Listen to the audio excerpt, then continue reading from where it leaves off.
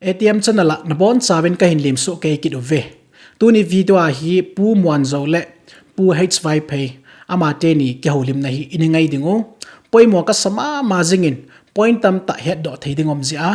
tu ni hi chi hi kinjong avela hilai muna inivet khom diwa ka hin bola hi e adi dia kausi business ball nu ching khulamin aningai te dia ka de hi chong le pu ps hau kip mi aningai te han chole lei tu la kausi hon jong hi chi video ha ne vete te vin lang ki hil nan aninai te vin ti chu ka tip na no mo na he ki hil na ki phona ki ti ho hi no hon na ngai thei povin lei tu la kausi pu in na zo wa nong lep le bo khu ki hil na dan na lawin an lai chu khu igi gaw sap naw inam pumpi diwa iman tha naw hi ti hi na pum het thei ta povin ichi echun na ki sama ma jingen tunia thung ki sei do hi pa ta ke changai leu chun na pinu chan hoi thona kilit sa na le bon cha kya pu ps holung pu zo si chlai muna na mu do diwa hi ye chun tunia I khat ki got chat na le khat ki mu da na cho tam amon a hin se hi po inam pumpi wa hlagaw le ta salama I khan to theni deu dei sa na zalai chi an sei lon in thu pi ma jing hi adong pa pu 𝗵𝗵𝗶 jong google ta na dongin adon but pa pu muan zo in jong google ta in ki chen sa adon but thein a poi hin pi do ho hi thilo hoi na za lo deu pamai ma hi ye chun na cnc no pai ta ke chan ngai sa win lang no hon za ngai win hung click zot win lang comment na dei de hin sei pe hi win patient ki zilu win lang thu ngai dan ki chu ma sa win lang chu ding ta na sei no ma sei pan win ti chu ka tip na no mo ne video ki bol ho na ngai lungo khat sam khapon akim balong lai elo akim pat na tila comment na dei chap nong ki zi la win ai wangin thu ki ti zu na ngai po win hi tu ni mang chu bol hi win chia ki sei do hi poimo momong hi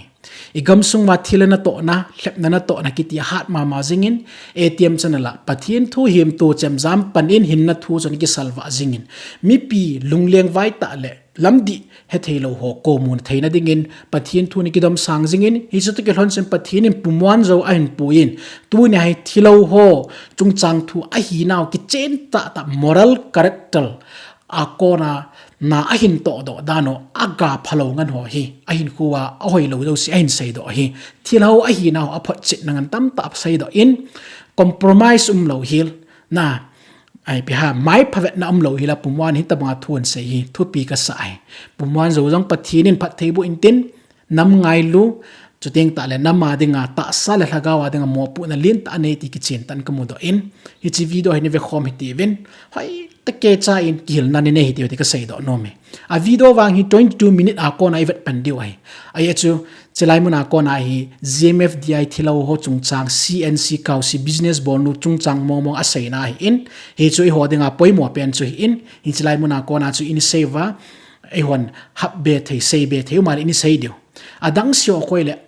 gamsung political situation pumwan in ama YouTube rana bola maintenance bola YouTube talk so chungchanga lunggel lungput anei dan ho in hi cho chalai munas ga vet le leong sa phachom be se ta pon tin idei penu ingei num penu I het chit num penu 𝗵𝗵𝗶 chungchang thu se na pan ngai hi ti ve ngai mo ong vo hoi ta ke chan ani pan ngal hi ti ve tu na ba na che ke len specific tu chung nung ha viral de se ti nang le evangelist nu to evangelist lo se thao ji chu ki nal ka sai cho evangelist lo di cha de evangelist ai poi thila business kaw si business bol no cha evangelist ki thei pon hobung jong het pi pon koi man jong evangelist hi na jong ani pi pon hi chi hi athila pu ahung pa khun kala cha te ni ati na ko na amo evangelist ki ti hi ven amo na to dan hi evangelist na to hi lo dan pumwan jong an sai de phatike cha ngai say that ring na ken evangelist in saying ka ting nangin amen jena khel no mala nang khel dan it's like interviewer pa jong hin compromise bol lo ben thilho a hi kiti ki chen tan he in tin mizo sin evangelist ai poi thilat na tong hi ti pa hi isei nga mu ngai ai la tu ni anchor pa hi ai le thilho ho feeling a kona question bol ai chun ka he thi min mitchinga he ti ka ga sei do nom he ama chung cha lunggel I ma cha ka nei pon a hi la ka sei nom cho thi chi thilana to na igam sungu sumang pa inam pumpiu tul that pa ching khula min thila anga anam pumpi azu mang na pa in hi chi hi ai ho dinga thilana to ai na pa cha hang san ta isei nge waile hi chi itup idoi penu thilana to na su mang ding pen lo thing ding asay ngam lo mai phavengan iuwa is the bang po na le burden in lo vai le ichi thila pi ki chem jing ding ai ya cha mi au sin right in even mi au sin thu ta phon do ne mo pu nai ne chi eti chu ki gyal do ai ti ve chỉ cá lên thì khăn đồng kít riêng ta mình nói khéo pa he hàng kim này nó sao chú có hâm khát alung hàng apun à giống thế ta nên mình sa kít evangelist nung mình ăn khéo kít na si kẻ lót ai lôi pin ăn pi ho chú ama tiếng à giống ama chỉ đi giống nên cái nút lù đi nên ta mình cái khéo kít cho ha hiện na chỉ tiếc này cái đang in put na lung hàng mà nó mua sa ham ai lôi ai lệ na khéo tụ cho nai chewang hi ti ta nó sa ham chỉ phải chom cha gà sen lăng aban koi san dang khat chung chang thua ka do nom ke nin na min sia chu thudong pai thi me ka ti cha ama yong hi chi thilo ho ha ta san jong hilo bu cha hin la am ho feeling a ko na thu do bol pa hi nal ka sa thu lai ta thu do thei cha ke ti hina R&D tam ta lu ve ding na research and te ke chu ka lungge la hong po do te la ka mo se do le dang ki thang kha ji hin la thil hi ki tu pp kha zo min na tu hin a le akoi koin hobung kini so ke hin na KBC KCC Zo Presbyterian Lutheran Church Pentecostal Salvation Army ti hoi ta so ke hin ale hi cha hi emite la iman hiel ma mau evangelist ki ti hi hobung in apia anam det ngai cho exactly na tu lai sei le teo devil zilis itiu ham na hello le evil zilis itiu ham ti holoi hi geleu hen amini man hel deu ham tun mi piten hen den ken hilai khadin hil chen leng event zilis ki ti hi amini piti na ham ti hi na yes come on event zilis hi greek power pa hong kila do cho you ki ti su greek power root word hin na you means good ti na cho good euphoria euphemism eulogy na you ki ti chu thilpha thil hoi ti na hin you abana what ni ki go min you le angelos na you angelos anakitin greek power angelos ki ti chu messenger ti na cho you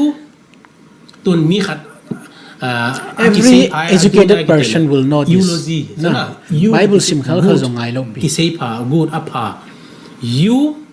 to angelos ong ki go ba hele you good angelos messenger good messenger na thu pha sei thu pha phong tu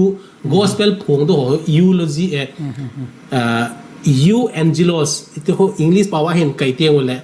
greek pawa pa na hu ki originate greek pawa pa na hu ki la do you angelos so eulogy evangelist ki sen evangelist tu pathian gospel tu pha phong tu pha sei le tu he chu nang le nang he ke evangelist kai tai timothy thelo cho thu pha ki ti mana cho mi ngai no nom sai ti nai lovin pathian lung dia na to na chu ki ti hiya chu bible ko velo chan angai bo se ki ji po in bible a ko ngai ha sata ta thu ta tam ki sei hi cho chu samphong de hlang sam ding ho evangelist elule pathian la chan na to na he ti na cho na ya chu evangelist ki chi mi lung holding hi povin pa kai lung holding hi ve angelos messenger ti na in ya chu hang phong ta thui sap na pau chu nai to wai le e ho jong van til na to khat tong hi ve ti chu phot chit nai na ho bungin okya ma hi evangelist da manding hi tai ta ordination hong ki bol teng le hong ki nam de teng le evangelist ne ke le ke to apa evangelist ka hi tai to well not accepted ke ge di chat chu ya chu ching khulam ki te holoi hoinu ki te holoi koi khom evangelist koi in ordination sorry koizin appointable ham na koi hobung appointable ham koi hobung appointable la evangelist ki ta thilana to ham ya chu amo hi evangelist ki te thailo hi chi a chu ki jong tu na hi evangelist ka ti khapon evangelism amo ho athilan to dung zia ke ko na thu chu in a hin la even ki ti mo da pum lina hling lo in thilana tong chu ki ko thei mo mong lo ding ai hiya chu amina ka ko hi ka nui si nai po in a hin la a puingol pa asunga cheng pa hi chi diabol me inam pumpiu zu manga inam pumpiu ki chip na nei pa chu ama chu happy ki ti thei lo hi hepu diabol ki ti thei lo hi wana pau pathin ei ngai lu pau isim pau i hu ing po pathin chu hepa ki ti thei diabol chu hepa ki ti ngai lo hi na a hin la diabol lung thimbol ho dinga chu na pau diabol ati ki ne zon bung get na chu hi ya chu ching khulam dinga apa chu diabol hin 𝗵𝗵𝗶𝗶 ti ho diabol hi bible a pathin mi te in 𝗵𝗵𝗶𝗶 tia ngui jeng zunga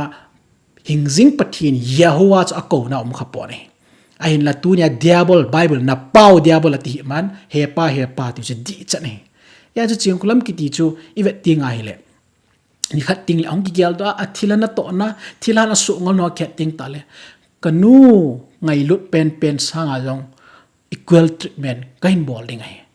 nong hon tua kanu na ti sa jong ngai lut ta kain bol thein lai ai la tu nya ki bol he ama ki mu sit nai po in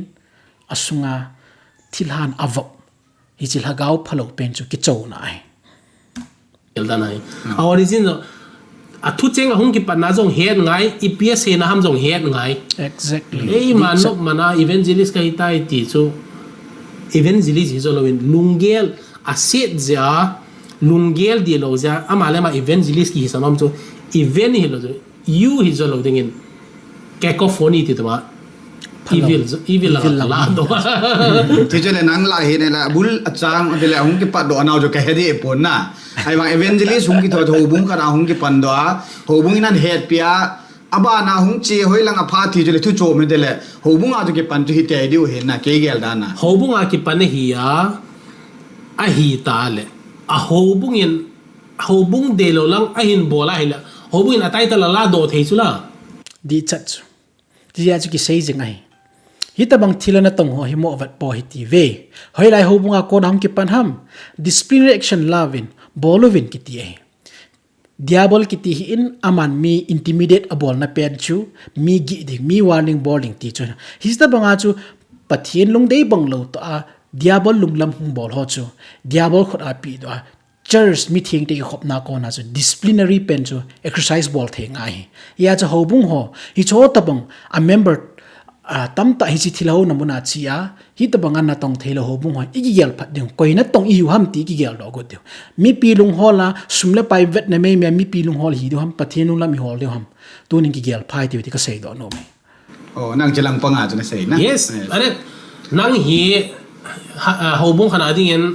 upa na hitai upa na elders na ai do le orden ki ti pastor na hitai evangelist na hitai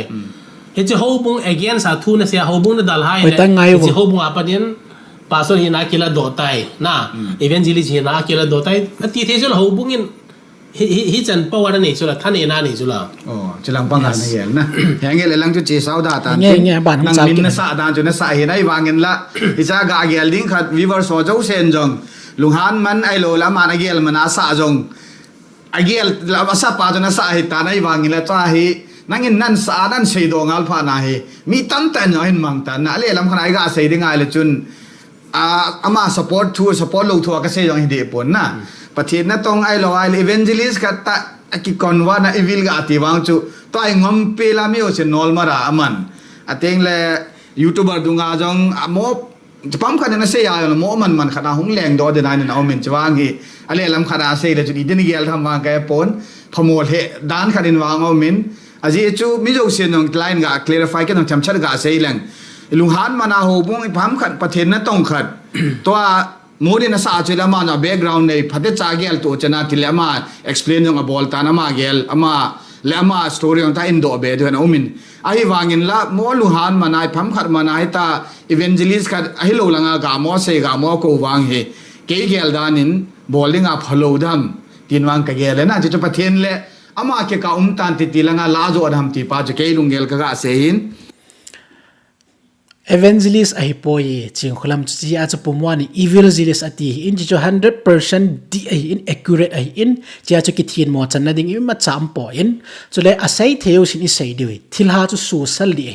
social he mu thim na to chu social ding phun no ding ati in adi dia Isaiah bung som nga le ge chang khat na on ji ki chen tan sein kami te chon sit na chu phung in lang peng in na onim sai na ti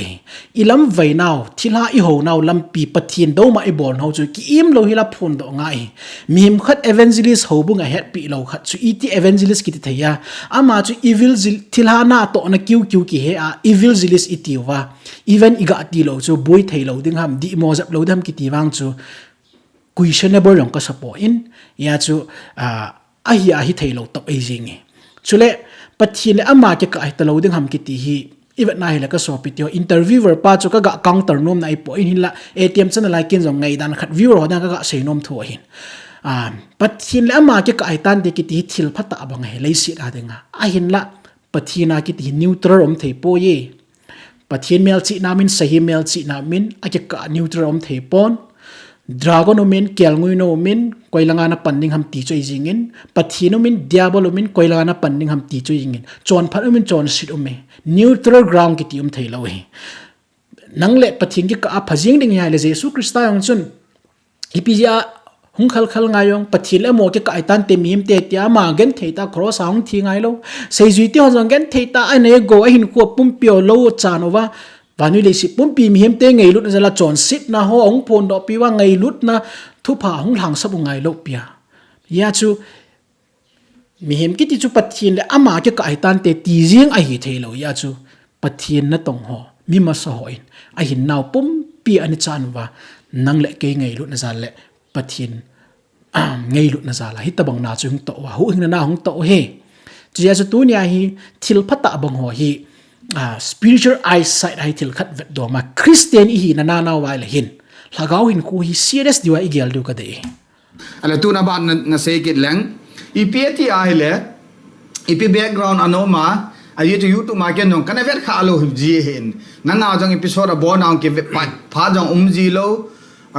sonia to na kheu no na GMF DI ne sei thu an tham kha chu kazaji na in ai wangela ipilom lo mi eti ale ta hi evangelist tu hin ala evangelist on nang hi eta jona hu mo evangelist so mandan lang na amin na la evangelist chet chu ka dei ta ji na adi che pumwa jong hi no compromise no turning back adin na ading jang in hitabang hi ai ji ya chu sipaya yong ding thei in officer tan jong kai thein I thua din ngai I thua cha ngai na chi chu value dignity ki ti ho zat integrity ki ti ho an hope su ke in ya chu evangelist lo kha chu evangelist ti ngai lo he thilana tong chu thilana tong ai jing sei na ale nu chin khlam ting na le ai ba nu chin khlam ti de chu kamin jong la te hi na ti ana ken ga la the nang na ti ke mi yo sia ding a sei media ki tipa kamin lam dawin atina hin ay powerful ki san ku ki nam sunga ke e hil thei ding point ti nuwa hin ya sa kamin ki ti min thinga hin no hon nei mo ko ka mi chlai lei tur kaw shu hin pathin mo ai gel ti nuwa hin ya so chi a pathin ta bo a gel no min so mo pat pa ti na hin interviewer pa yong hui do chum lo e yong hui do chum lo a sei na ai ching khulam chun a hin la ama sei mena chu changchal de pon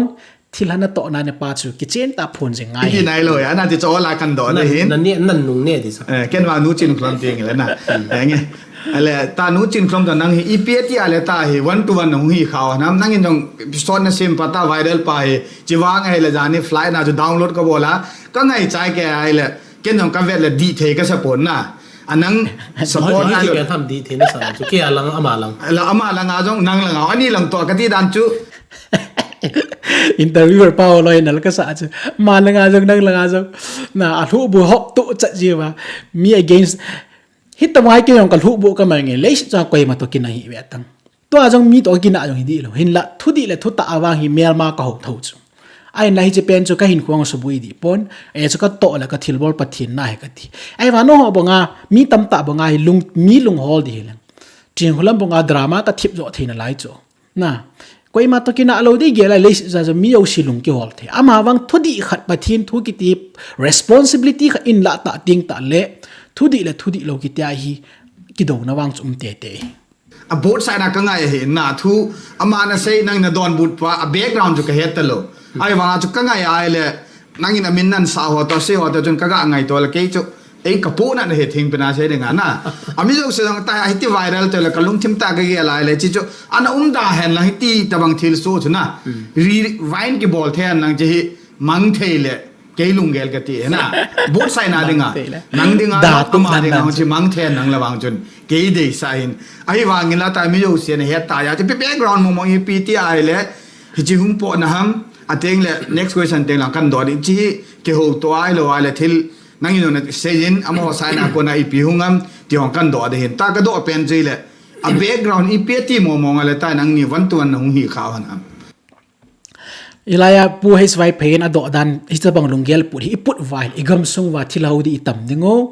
chuteng ta le thu ta sei do yang yum thailo du tina tabang lunggel ama cho ka counter na zong ai di po in ain la lunggel divide ta ikoi pau hi ka sei nom nai din na ki chi thei ta lo na inge idin na khat amim khat rigid hen huna flexible lo ta khat om ki ti koi ma to ki tu na jong hi di lo i ai la spiritual eyesight til kha vetting ta la uncompromised til kha di thei thilo mai in hi cho hi serious diwa girls ngai ti thu ka sei nai bo i jong le vele uchun igam sung wa thila ho na hitamang uma ipitira na chu iki het mo sa thei diwa na mi ga ma ho ki sei ya tua chi ku ki te history le leisi khang tu sia mang lo ri tai la pathin ahong e ki ti khat ki ti chu ngai tu tango ngol huita leisi chu nga mingol hona sei ding ang ki dei lo khat ila wa hi thil phata adana ki bol la thil ho na chu ki chi pi cho so pite ho iki gel dingo thila chu thilai ti ding pathin chu pathini ti ngai personal attack one to one personal attack ti hi azong in a satan vasi satan le background le underground ti do ai na ke hi le background le underground ne zo ke hi pon hirla ka dei chu hi le gmfdi hi ipizia min a sei set ngam lo ham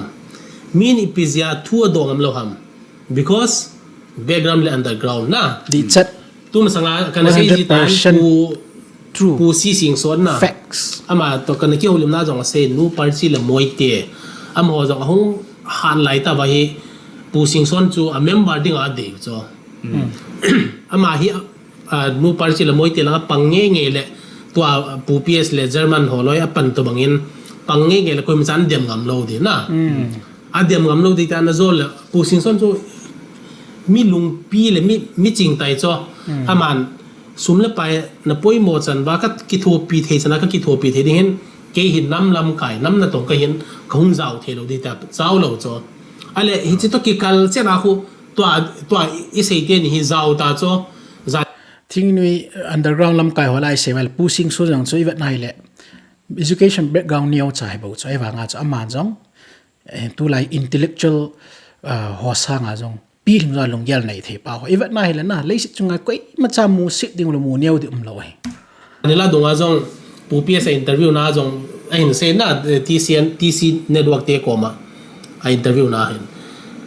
gmfdi in sei sevin ke jong kahung ki pat mei thei ti chana se hin na hi cho hi ipiama ke pat gut na chuna lungdanum ta hi chu ingai to hi le hi chu gmfdi ho hi na ki hat sa naw na ki shon naw imada ngai po e pathina ki shong hi pon thil ha jong ki shong hi pon underground background ipi ground ha ki shong ai boi ti ho ki se chi chu anul thei lo oi to chu athila kul pi hong clean kit phana chu aki so na pen pau pu pi su peng do di ki ta chu ang pen do ai le chu ipia hin man cha di chu ki he ying chu kong ki pat de tai ti chu ipi se na ong thil dang hi lo di chu la ki he jing chu la na ya chu pumwan in salai muna in la ki hil le ama adi wa hin salai muna pumwan am ho hil thading din mun khana position nei khan a hil chu thil pat ai ngai hi ti we leadership quality hi lo hin na tu hin na idang air force ne ke indian army apar ke indian army a chu galkab infantry galkab ki ja ke gorkha rifles apana ka hin gorkha te hin hindu hevin kolte pathian hovin kolte pathian la jong durga mata hovin isipai te hi ja chu by rule a hi mandir prayer ki cheji cho na mandir prayer ki cheja nom le tika hoin bolwa parsa ro chu kinezia cho to just ai cho apathian ni ho na helwen for the ai che parade su parade chu le rule hi ta na parade su bo sia da ki bonin na je chu amo jo inaccept na diwa na ale to nam lam ga ai sei te diu pu pi cho he ta ba na ivet le khat ve le christian ko thil bei lo ta umji cho ai lagawin ko kiti e christian hi na za le cho ka bol mo lo ri ti le officer hoding as officer na da la diu hi yeng cho asipai hi na nga ding hi yeng cho na ya chu pathin mi te ding ai wa nui le si in ku hi e bia mandan sa tam ta umji chor nga ni nit hoding a jong khat ve exam ho thil tam ta job chong ta lep na tam ta umji cho na ki but pi jing ki cho ta bang chu hin laya pu NG sit lo ka ko ma khat ve se na chun sipai officer khat jong hi cho ta bunga ki compromise nom lo je chun a officer hina kon ki ka la ta in ati cho ya chu flexible lo ta khana mi to ki tu ne dinga the lo pa yong chi vet nai la chun abuya bui khat chilai mona ski mu te mi lo si to ki tu ta the ding dim na puman ho lo elu le adang tong ho lo he ta ong ke just theo yong pa cha am ta a ko yong ka dem chum pon aya chu Christian hin ku ki ta manga asipai hin ki san chan lu ngam ho yong ka pa cha in pathin pha thebu tho ding alang khan na hi nge ka ta san nung ji tai ta mai ku ka man ki tu na kom the pu la phai jinga ti ki tai khu man jong le amo ki gel da na chu thil phata ai ki nei a hin la tua hi ka vet le puman ho loi koi ko ho loi hi cho yo si chan pal ga kai wa tua retire jong ai ta ben a retire nung vai pathin lung ha hola hol diu ti ka tip na no mai le pu German na hin amani hin GMFD apom cha ke vai le anoya asepai gal ka bho GMFD pom lo um tele piti ding lam kai kiti khat hin nam lam kai kiti khat mong hin ama ho bung anei lo di kase nom na chu pu adien pu PS bangitale GMFD azong apom le ki khop ding KBC KCC zo Presbyterian ka hepoi EBC ka hepoi EOC EAC AG Pentecost Salvation Army abona ki khop so ke di koi ma cha khen tu mane lo di khuti le min o ma hi lam kai ta he lam kai pau hin mizo se a hui tu bet ki ti di cho to GMFD boy te om ding GMFD se so khu ke o ka hong ki pat me the ti le chu ki bung khen di ki khen tel li ti na chu la pu PS holoi chingkhlam holoi ko i ma cha he tai ne ho kha lo cho ele tu kum hi piti tam allin an nevin na chong la ki ba pi lam kai pumon ro holoi ta bang hin hil ki ta hong ki hil ta cho hi chin pi sam ti le pathine ani khu ati pi jingai tai ti nai chu mi him khat ki chu pathine amo vet ka na koi sain a hin la ki chapo sa na kilit sa na ong luna ong lu ding kun ta ting le pathine a hil thei yong mi tam ta alien ne sol ji mo ngai chitabang dimun hil hung daning kamu in ya chu ipu PSA in chu ting ta le kausi business board no ching khulam no agi gial do te de ka tip na no ma hi hitabang ta nong min sit now nong zum no hi vet ti ngai le pathin lungde ya zum na ka thu he thi tam to na zum na thu o wi pathin thu zaw hi la zum du mo mong na hiu chu ne thim ba hi chu hin hi chu ta lam kai character a sei pen ho che velo chu society khat leader organization khat leader hi a iket just thelawa kong ki pat dinga hi in tyo ta bong me mya chi ki suan wa hi le chun lam kai yong itu lo deu ti na hi jing ai ya jo society dunga lam kai ho hin mi yo sin inclusive ai gel thei ta ka wa chu leadership ngai idin lo dio he ti chu ki chen ta chalai mu na ko na skim do ai a ye chu a sei cho chon adem ho chon adem lo ho kun apom cha kheu ai le GMFD hi kana sei nom lo hin na ke kana sei nom lo hin abana hin sei beng te GMFD hi pathian ho na pathian thu ki phon na ama taw kam cheng ta akizana mun hele mi adem ho khu kam dam o ne ma ho pi thelo ham na ta san lo thu hin ma ban na hin ta san de hi tomang hi ti thelo ham na hi na zo se na ki he na nu na pa na kho na in veng chan na ki he hi na ana ki ven tang ti ho vel chu hi chi pa kai ki phon na ham setan ki phon nam ki ta lo cho chan hi kan sei do gut wa ka sei do gut ta ga ma tu ne an sei do so low pi ka sa so pathin ki phon na hi ki tia dark ages liar Roman Catholic Church mi yo si ama sa khu zui lo yo si persecution a bola ani su mangut dan bang jing ai lo French Revolution la mi yo si Bible do dinga ani ti lo wa adi to lo ho chu ana ani su mang jing chu ho ta bang type lung put chung ki pu gu so pathin ki phun na ai na pathin do ni hi na hi ja no ho na bol pe wai le ke kong ki pat de ki ti ho bang so na pathin chu thabai na hi sa wa no ho chu na pathin sa ki pan ma sa dinga nom gu nom ka ti chu hi ta chu na pau thei wai na pathin chu e ki tha dan jong le lung hang thei lo ding a lung hang ni chu nong ho ni hi riu da ni hi ta bang pathin ki ti chu khut jong na yin a chat thei pon mi jong na khu mu thei pon bil jong na yin khu jong za pon keng jong na yin lam zo thei poi ki ti pathin ho chu na ho da no bau chu ti chu hong ni kha ding ai le tu ni in khang do loi ti we ti chu ka tip na nom ni be na samo mong hi ke bang chu message la dunga nom an seva nanu na pa chan ge ki hen nu la pa hi long khang lian hi ti chan ge ki he ki ya chu lai mu na ka sei nom chu จิงคุลัมกิติโนฮีปะทีนฮาวานะกิเกลาเยซูคริสต์ตอากำจังตาบาเบรตาเกฮาวนูนะฮีไอเล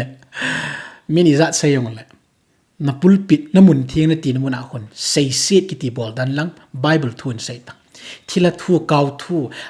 นักเก่าเสียวนัดมาอามานูก็จะเจอามานูก็เดจะเจฮิจิปาขุจิเตียหูเสเจฮิติเตียกับบอลฮิติยากกิบุงขันนับพุดโดนูไหนอินเมลมาเซียมนูไหนอินฮิจินูจูมีโตจำนั่นยงนั่นในเราดิ้งนั่นเลยตูลหัวต้องจำนั่นในเราดิ้งฮิตยาฮีนังเลยนังปะทินด้านาน้อมดิ้งอาจจะเจเนตูละมาดานัลหาดิ้งนั่นจุ่มนั่นจุนวานันฮอลจิงดี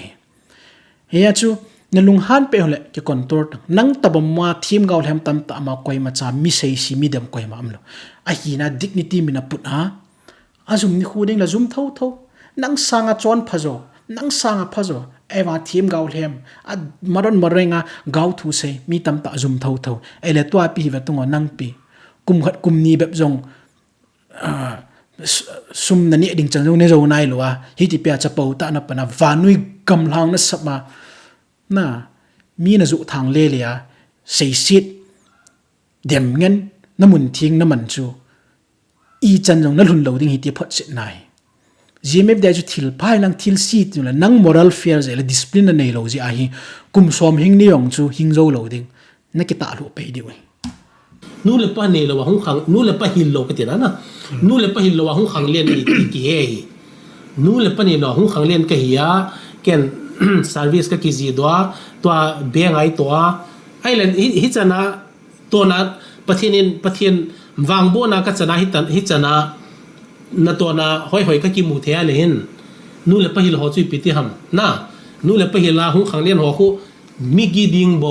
ZMFDI ทิ้งอับจัดโปนะตัวฮีอับอยน่าฮีทั้งกันนั่นกัดเองอ๋อตาเนเซจิละนั่งนี่น้าหุงอีขัดด้วยนะกันเสียดีกันบุลลังกัดที่นี่พิโมตีเลยนะอีพิโมตีเลยเลยแกเห็นทีละที่โคลเสียงไงจ้ะนะทีละไซน์พิสูจไงจ้ะประเทศไทยก็น้าหุงวิเลประเทศอามาตาหุงกี่พงไงตีเลย Bible อินเอวินประเทศเลี้ยขบุตรอินเอวินฮิจิเบสิสพิสูจไงจ้ะ yesเห็นใจดิ้งเงินกันเตรียมดิ้งเงิน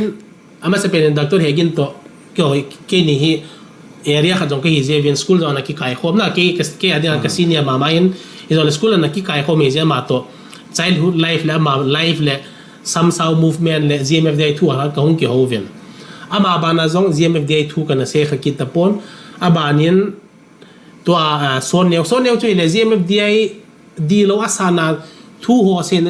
เซมงนะอามาฮิหางสันดา ZMFDI against มงอาศัยนะ against ที่ตรงญี่ปุ่นอดีโลดันอาหินเซหินนะอันนี้นะ ZMFDI ฮิกุกินัมปีเมลมาฮี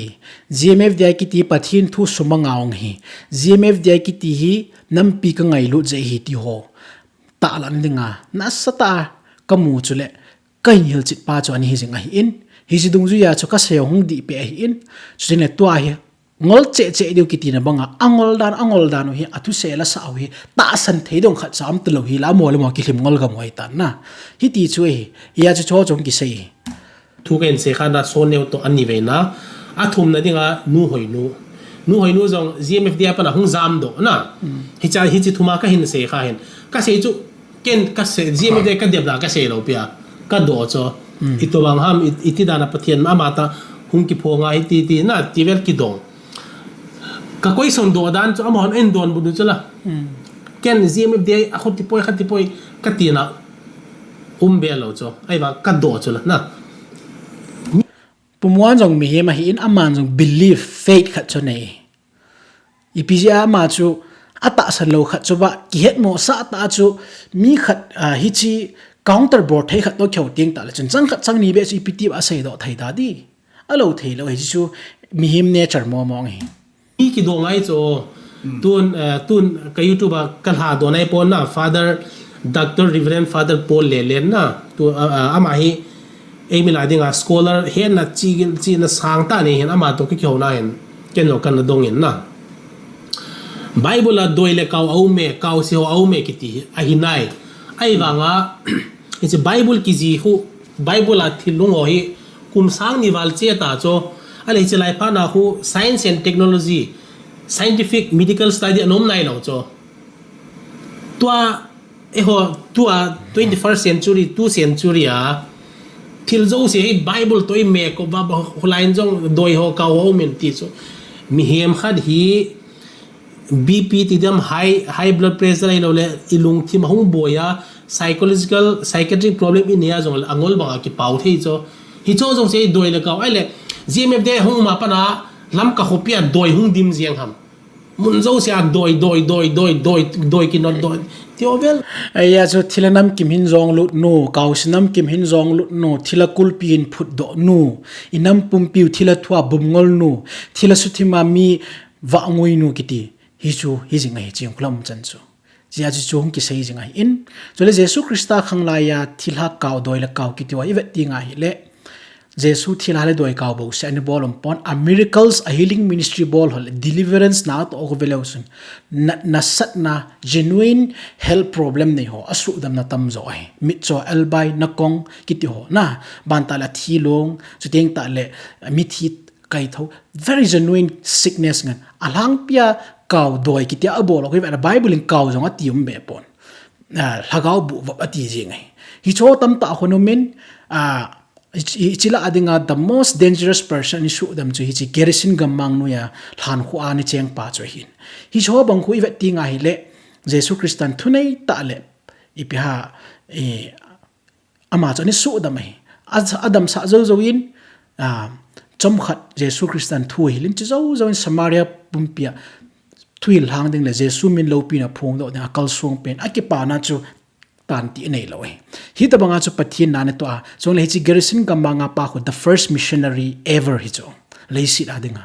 aya chu adam zo wa chu ki pan to pa sei pe jesu minaga sei masat agar hang sap paying sei ju ho sa jong missionary masap pen ni ya chu iwet ti nga hi le jesu chu thilha doi kaw se thu sei pon thilha thwa jesu christang thilha doi kaw su dam lo ana gya hin tikit ji to chi thilha ho lo hi ki da mam ji jesu christa thilha le doi kaw thu hang sap kha lo picho thilha in hi ta bang in pathin man cha in khuti khute thilha te jong ki mang cha thia thilha te no ho da thu hin phun thia ki ti ho mo kaw si kha hunga ama chu khuti na nam pi hi ti ding ki ti ho gal le nei ding na mel ma te to ne ki cham ni na ga te to ne ki hi ti khuti kaw si tu sia pathin hi ta banga chu na ni to kha lo picho hi chi to chun jesu christa na to tong ki compare ji ve to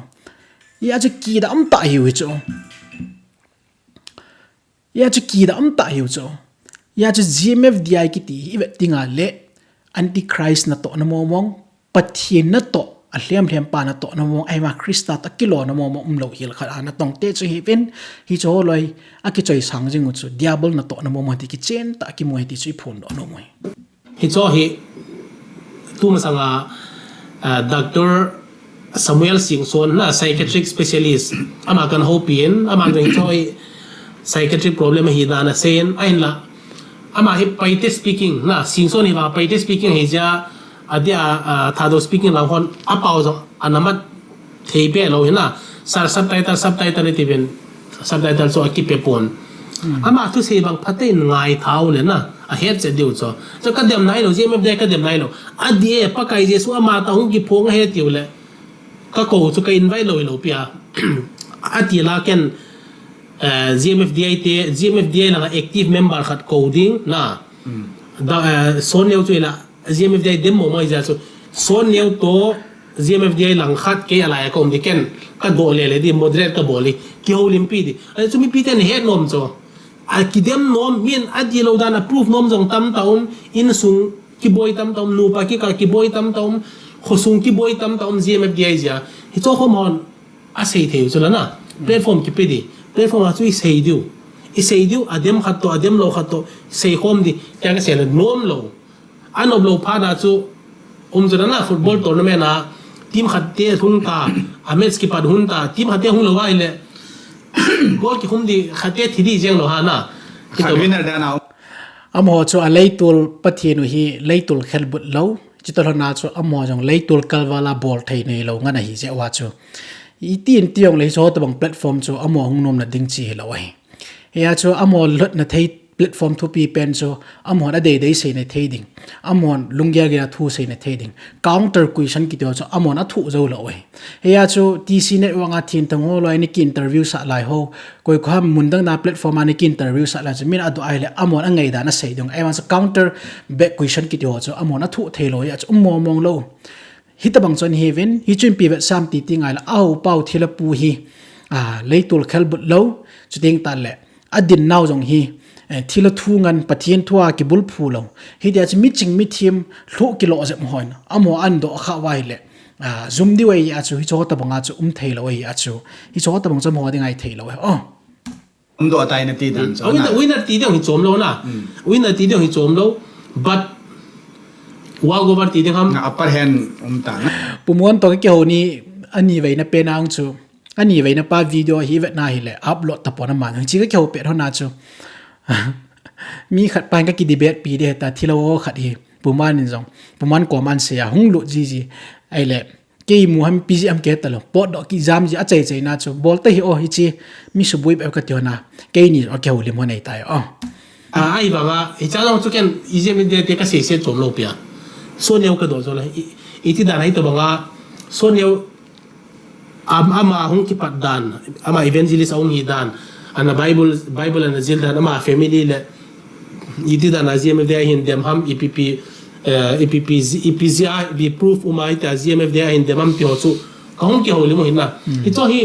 pathian ki phone na pathian mun theng hi le chun kamdam o name bible base a sei thei lo ham pathian de mo vena thi du he nain sung pum pi wa pathian na god pathian nin na god we ti chu mi hem kama para po di lo so pathian chu ngai dam na mi ngai dam pathian so mi ngai lu pathian man na thagau khonung ding ka khoto pi pathian nin na khot te te di he pathian nin chi na thiam na pe chu a hi lo lang in na mang tan na ma ban ding wang ka ngai ngam po ho sei di lo pia doctor hegin dialogue chula hi te in tino pakai su krista jong mol chung hang chung dunga ki pan thu pani hil zia mi pia sang ni ngai zia ai le mi chi mi pi holo chu hong lo ho chu pathian na gau sap ding pathian tai tom ni hi ve ti ha koi mai ma cha se lo jesun zo ma ko ma hong lo ho chu by force a ko lo hit ya chi mi him ki ti chu ngai lut na pathianin up thu lung thima mi thu ani asa ai le chi thilo ho pi thila ti le ana evet ti ngai le force ngan mi him gau sap apathin sang wai amoi kilap ma saw chim pi sam ta la thabai pathin ima bol ko lo ding pathin a ho ti nai cho ya cho apathin hi vet tingai le leitul pathin ei bo ima cha ho ko ima cha bol ko lo ding ya cho am ho zo hi adi bu wa hai ma sa jiwa mi tha ding ma ding ki gule ya hi ko man ya cho gunda gili gunda bulom la ho cho hi jing we cho loi ke le pathin ki ka zo la na ke zmf dia ya ka chelo wanga pathian chu setan he ka ti lo pia bible la pathian thu ki sei ho ki ji ho hoin ka kai beding ba ka ki kai devotion ka nei ding ba ka ki nei tauna ka ki man bible ka sim ito chu ke to pathian ki ka chu la hi chan chana gmf dia ya ho hen tu ke ka mudan na tu chana thilum dan ho ka in ve na he le gmf dia ki ti hi Z ni pialam sa ham bang he pona ke hin ki dong le z is for gunda ka ti ta gunda bolom ke hin etek nom ke chu tu lai thal toi ki vet ko mai la thal hi mun zo se thalu mai ta na thal ki cha ta lo koi man mau nge kam bo wa ki sei tho ding ki niel ding discuss and debate ngai cho nam chunga hi choi lo like thal to ki vet ko ti chu no hi choi thei ta lo aldana chulan amo hila ase vai le anun nem pena ki sei ki do ai wa nga chu ve to om chanu hi iwa na hila violence ki ti amo denga option hungum sun ninga am cho ai cho au pau in ma cha bol thelo au pau ma cha bol thelo je wa chu amo hi kilap guji wa apathin pau zo avian gu nu cho abul lang video kan sim hang ka setan amo he pathin avian hi pon amo zo apathin avian he ka ti cho na bible in isaiah le khabula ki chin ta se mit laneya chat thelo mit laneya khu mu thelo khut la keng ne ya na tong thelo ati ho na khang ne ya khu za thelo ti ho hi chi bang pathin chu ho hi wa ya chu mit tanang the thwa bu khat sunga pathino me ki ti chi ki ho wa he pa ki ti mo ka sei ta chula diabol chu na pau diabol ati in bible kiti chu ivet tingai le yawe pathin chu koiman he pa tia apa ta bang banga hi ta hi na lai lut zen zu na an ko kha bible angkim po amo loi he pa in na vo ding he pa in phat the na vo ding he pa na bible compound no tholo ta cho le amo invention theory ngana feeling emotion ngana ki pu yu cho ki tabang mi him cho hi ven hi a cho ka so pite ho ching do lang khang do win no ho dinga option sun chu gunda cha violence box in option sun ding a he chu chebo se chu me to hi nom chen hi vet nai le nang si chan ge lang chu thung thei ning kon na ometa na mu ha mai lo le eta ichi thu ja he nang na ki warning ai lo le warning ti chu warning jong ka gel kon na pathen ni na gau sab di he pathen go na chan te di he pathen ni ti le nan go di tam kan na ve di ti ho loi chu he cho pathen thu i ding ham na ama le to si ke lot na si ke lot sin si pi nan sei khain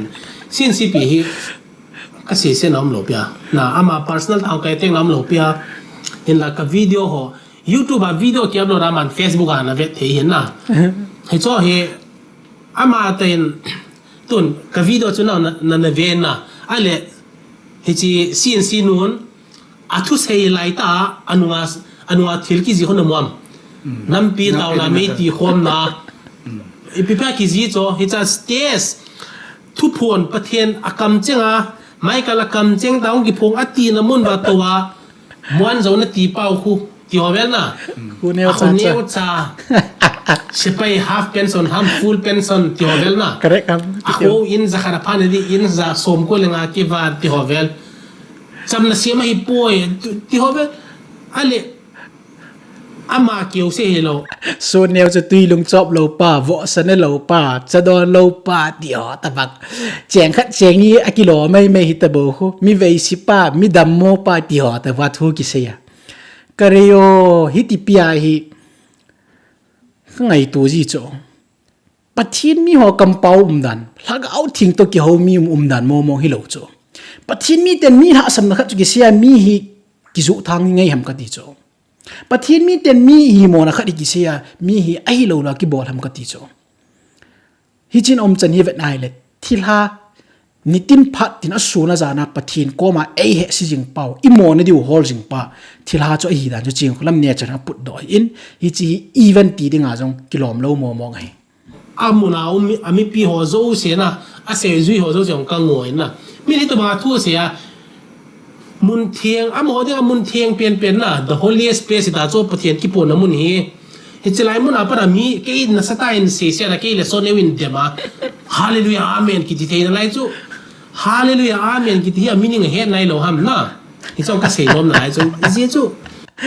tu chung inam sung din mu wa ko nai hallelujah amen ni ki da am liwa ta cho na so pi te holy cho chi but ipya pathin mi te gal zo na ot thing kam chang thing cho hallelujah amen ai le to lai di mun ho pi vet tinga la karayo hallelujah amen sam the ga chun corporate level la mim ki pun khom na la imo pen ma sangwa e ma hi na ki vet ngai cho e ma hi na ai hallelujah amen sam the ke hinam vet ngai cho pathin chen na in thieng chu na hi mong hinam hallelujah amen sam the ding ha chu ivet le alima mel khaini razak si khal mom nam si the thu zudon gam tin bol ai le khat vesin sun hoina kaya khat vesin sun gal ka ma chia gal zu dan ta bang le hallelujah amen ti zonge warung banga ki samjing ki da omlo di wai bol do ta cho pathin thu hi ya chum hallelujah amen na sap masang wen na hin ko ki khol ma sawin so pi ti hoti tu nya ka sai no me hi chi mo sap the mi chon si lung thing lo chuting ta la lagau thin hin khumang lo ho dinga mo sap the poi ti ka sei do no me in adi ya thila kulpia hi tabang ki bol hi ti ngai le diabol ki ti hin hi chinam hi ki chip na anei mo hi ti ki chim ta ki langai abang mi khada ga cha sin si hi cho sei dain na pathian thu bo sei ni cho mi sei se nan man dau te ti theu chuna ami pi tong ka ngo cho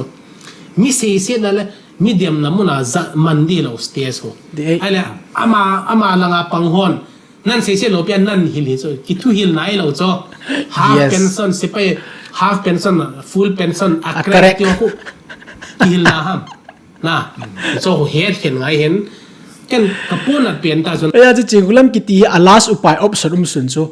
min adi lo na sei le pathin thu ni tin se ti sei di nei lo mi chan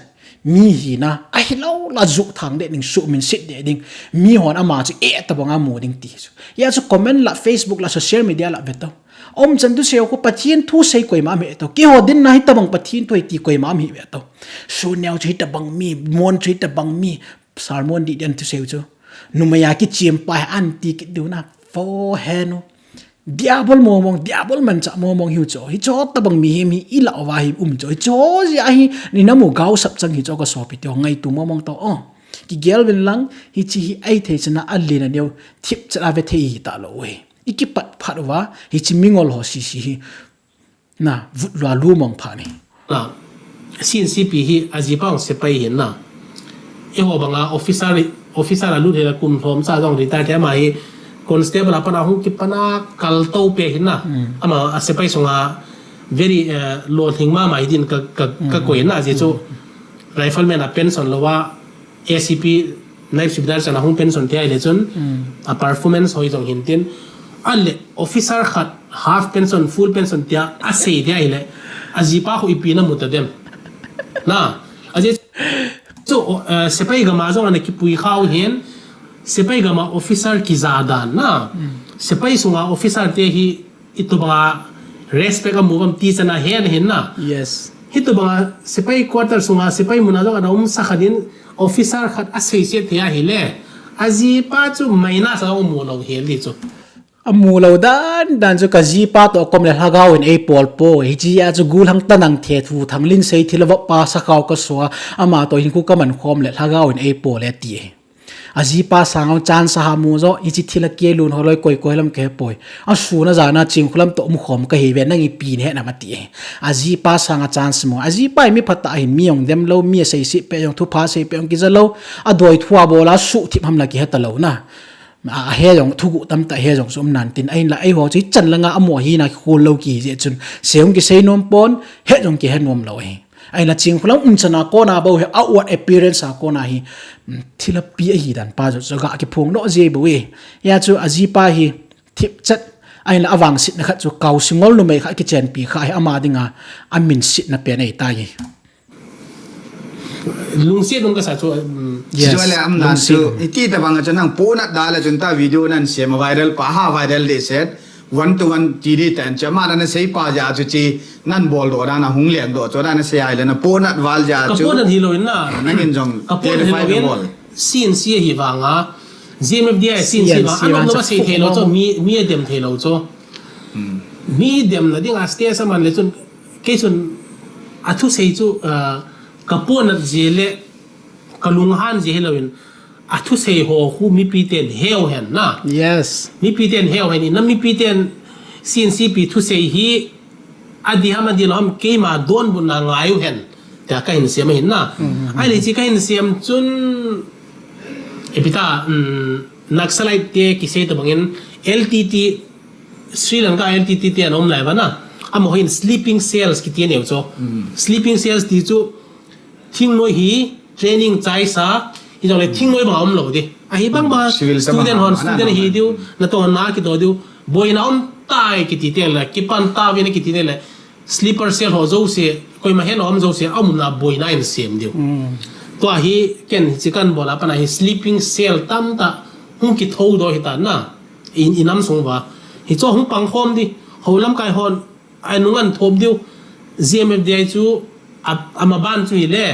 Humpty Dumpty had a great fall. All the king's men and all the king's horses could not put Humpty Dumpty together again. Si GMFDI ko nung di. The great fall which is GMFDI in the future oi na pino discipline nei lo ze le moral fail ze a hi sort ta hing kha jong hing thai lo ding pathin thu chu chum koi do ta win lang ama moral hin khuman me conduct me ajong hi na pino hi fail ai ta in hi chi i to le hing lo ding hi ti chu ki chen ta ki mu do hi so le pumwan hi sipei he tia chu very contextual in sipei hoin thu sei de heaven posting bun ma hin khutam ta experience ai nei nawa kona tu sim tam ta nei sivin sipei officer mi pa be kha jong ki ket pi thawin i ki ho pi le thu sima za to an me be chana ata ba hin mi tam ta ai mohong ke thau khangai tan to hi tu hi chance hai ali la neo 𝗵𝗵𝗶 iti ti ulam ipia tu ni na testimony na sei ngam nai lo ipia tu na alien neo jong thilana to na hi phun ngam nai lo diu alien neo phung ti win ni khat kai ki thu wai le hi chi chang khat me bu cho ta san ko ata san lo hi zat ho hi ipia ki su bui sau chin social media ipia chi pum pin alu ipia youtube jo si chi pum pin alu tu nin ger tong ni chi tham cha khat me mingol tham khat me hin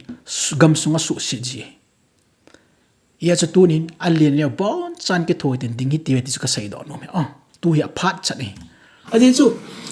ve to pathian thagau ong ki phong lo ka dem poi na ali pathian thagau hung ki phon na mun hi ya le thagau ga te pi pham thagau na to na thil so pi pham na onem na zaidam na te na matan ke ngai sa to na pinu hi cho ko ane lo pi ba khat cha ne lo pi ba man ne lo sin kholam se chu mei chang pa kop jieng to a tu phon sang a tu pi zo sin no ta cho yes ka sin no tin na se tin na hin nang ho ham nang se thei dam tu in jong jing khulam min sei chu pathian tai to ma hi jing khulam min chu min thinga hi nang kama ko na pot thei chi poi ai wa nga chula ki su pi ing na chu banga pathian thil bol thei a dei da na tong thei pa anup nup gau sap thei pa chu ning gau sap sa tong vo a pe ne muan zo le su neo chu veilu sa jing tong vo anu na pathin na tong thei pan ane ne la safra cha pe la zia phlu lo him bol tong vo thila pu chani ma cha bol thei nei lo pe chme thilau nei bo chme ye chu alien neo to ai ke pat phat he chi thilau ai gang sala lo alu ko ma video hung ki thonin na sin si pin army sunga nom la ya athil athu sei hoi a ke ko video moment he chi ka vele chu nui za dum ka sama ma jengin a hi the lo ding chan sepai so ko live in hitin a vida chu kan bol ka boli jen a detail se bol be ke go na lai hil chen na ngai cho zo le na la min yong ke pha ke min phalo ke min phalo a video lui ta cho aman a delete video lui sa se na record na a ji chu zo ni na se cho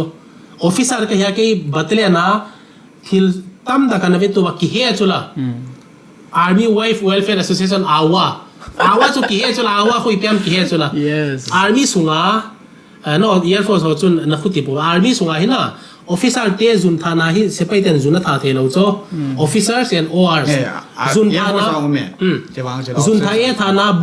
bune na rest room munzo se hi officer le sepai hoi ki he na ali hi chela cho man anop no ba ki se tam taw ni na hi ibola ka se nom ham ti le azo ngena se e santia pawa baham na dolan saba ti ham alungela hiti hiletia alungel ho hi ata banga sia anoi hon hallelujah ti vel chu hi chau expose ngai cho hitia na se ya hilanom no ba se azo se ham ta se ham a se pa ya bang chu le ai the lo ding masanga jong anom lo tu a jong lo ma ba na lo ding the lo ding thila se na cho chu expose ngai chi expose tho de a je chu zo le na la ki le pha ta lo chu di e zo i se ding zo le min hitien zo se leng ta san the vin te ti na ta san the ding zo khat se ngai cho mi ta san the lo ding be ding zo se ki ti he cho hi a hi bang ma bol ngai pa le am ho hi 𝗵𝗵𝗶 te hi gunda giri ha bol wal ven na mina ha ase se na le a he them lo je hen phan hung che hin he them na bi ti khat lo tao pi tho zo na ka sei te bang wa tao pi tho na se i pa chi kholam dem i pa 𝗵𝗵𝗶 dem na duai ta ki ngai taw na limu choi na za diwa ka de so de lo di a pi a apol a hat pi a pol hat ki to bang hi ven na hi cho chu hi lo ding hi cho ko di mong lo thil che dan jong hi lo ale ki chi mo nge thu pi mo nge chi ya chu nom chanu ki vet do ven na pi nu moral fail dan chung le na thagau hin khu conduct na bol dan a fail dan cha chu thilau ne hu ki chi chat i pumanin ain sei chu pai dingum lo ai che khola mi se pai apan ati ho bang chu ipi a hoi la ya proof di ham ipi so dinga na yam vet la ngai Punjab UP la da no ma thil ta chom choma sei hoi vet ti ngai le มีอังอาศัยปีนว่าเฮข้าจงกวยมาอัมโลฮิตยาจะตะสันเทดิงกวยมาอัมโลเฮียจะอีตบังฮิตบังไงเสไปสุงทุอีจันยามันกิจิบนาเนี่ยอีพิตีทุตาเสียมตีป้าจูอโมเสไปเลเสไปหอยนี่โคลเวนตินปุ่มวันจะตุเสียงไงดีเวจิงไงไอ้หินลัทธิเราไอ้เจนที่เราปีลับหลักจนทุตาเสียดิงกตะสันไงปอนยาจูเกย์วังสันอัตตาหิดิงกตะสันป่วยตีจูเอยาจูตัวนี้ฮิจันจูงยิงหันหลังปุ่มวันนินทูเสียจูกิจิมาจิงที่เราหันพัดตะเกจ้ากิฮิลนันในเดียวกันเดียนยาจูนั่งไงเตะเดียวกันเดียจูเล็กก็สอบปิเตียวที่จิที่ละมุนที่ละกุลปีฮีอีเมลมาเวฮิจิบ่าวเสียฮีอินำสุงสุบวยฮิตตบังไงกูกินนำปีอากิเลบนะฮีอัดเวนายปอนอเวลอสอนนำจึงไงตันดูจันไงขาดดอกเราไว้เละฮิจินำฮีอีที่ยองเละมินอัลโหพานำสุฮิจิงเด้งagain thei thu apang jing ning te min nui sia pan jing ning te i deu la justice mu lo ding van kam ya lang lei sit nyong la justice nei lo ding te nam chu hi deu ai lam kai ho pathi ni bel ta wa he ta yong le ai ding lom pathi ni ai ti we ta san om lo thil ngan ta san ta po te mo si tingol ka pi ni we elijah pon sil van pau na ho pau hi ti ho bang ke man ke henai chu bible sanga gilzo hi ti ho bang pathin in thilain sola nanamu ko ngai lu aphat thi hey ha sei te bin hi chan chung hi tan tin hi chi thilo ho hi angol naw ke do han ti chu tu nya sei do na pathin pathe bu han lang a ching si na satan thilan to na su sal jing ti we pathin pathe bu taw han